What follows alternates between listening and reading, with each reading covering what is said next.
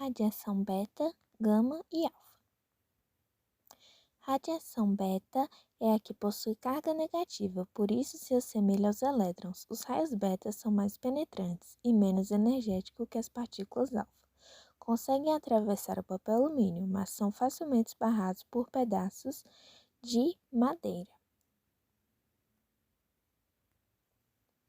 Ela é uma forma de radiação ionizante emitida por certos tipos de núcleos radioativos, como, por exemplo, podem ser citados potássio 40, carbono 14, iodo 132, bário 126, entre outros.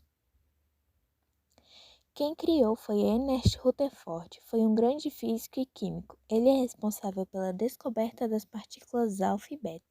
Além de ter conceituado a meia-vida radioativa, Ernest Rutherford foi um físico e químico neozelandês. A radiação beta também pode emitir potencial perigoso, pois partículas e radiação de alta energia podem danificar e matar células.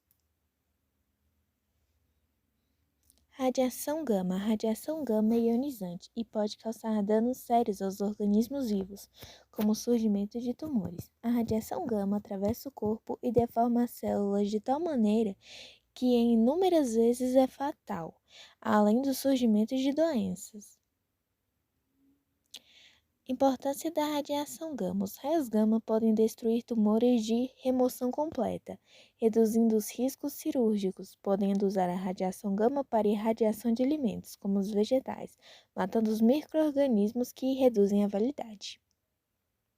Os raios gama são produzidos pelo decaimento radioativo de núcleos atômicos e foram descobertos pelo físico e químico Paul Villard em 1900. Durante seus experimentos sobre a emissão radioativa de elemento químico rádio.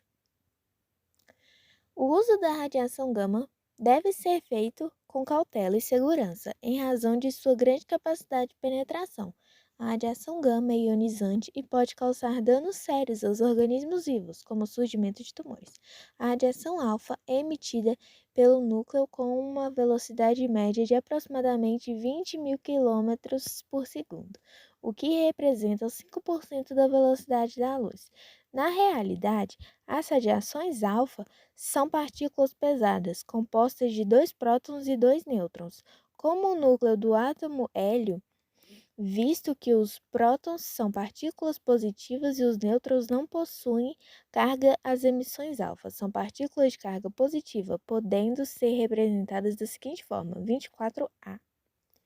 A radiação alfa é emitida por núcleos cujo número atômico é superior a 83, sendo que durante a sua emissão ocorre desaparecimento gradual do elemento original, o aparecimento de um novo elemento, como ocorreu no exemplo anterior. Em 1899, Ernest Rutherford descobriu que os compostos de urânio produzem 3 tipos diferentes de radiação.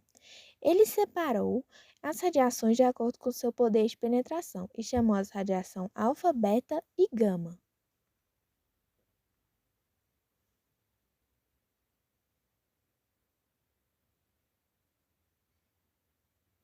Em razão do seu baixo poder de penetração, os danos que as partículas alfa causam ao ser humano são pequenos. Quando indicem sobre o nosso corpo, elas são detidas pela camada de células mortas da pele, podendo no máximo causar algumas queimaduras. Agora será passado um vídeo sobre um acidente que aconteceu com o mau manuseio de radiação.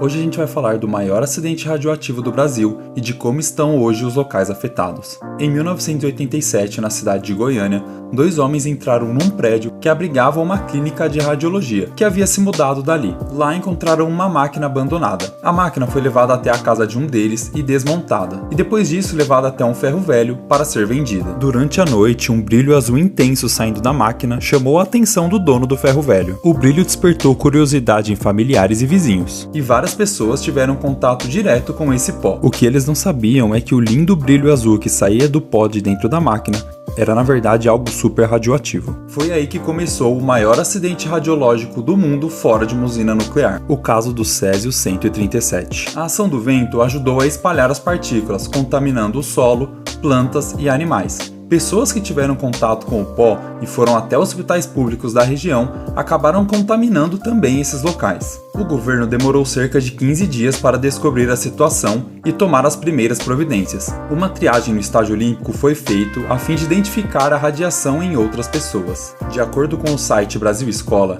cerca de 113 mil pessoas foram monitoradas. 120 identificados com contaminação externa e interna e 22 com sinais de superexposição. Oficialmente, 4 pessoas morreram na época por exposição ao Césio 137, porém a Associação de Vítimas aponta um número maior, seriam ao todo 66. A limpeza produziu cerca de 13.500 kg de lixo atômico que foram condicionados em 14 containers que foram totalmente lacrados e enterrados na cidade de Abadia de Goiás. Tanto o terreno da primeira casa para onde a máquina foi levada, quanto o ferro velho estão vazios até hoje.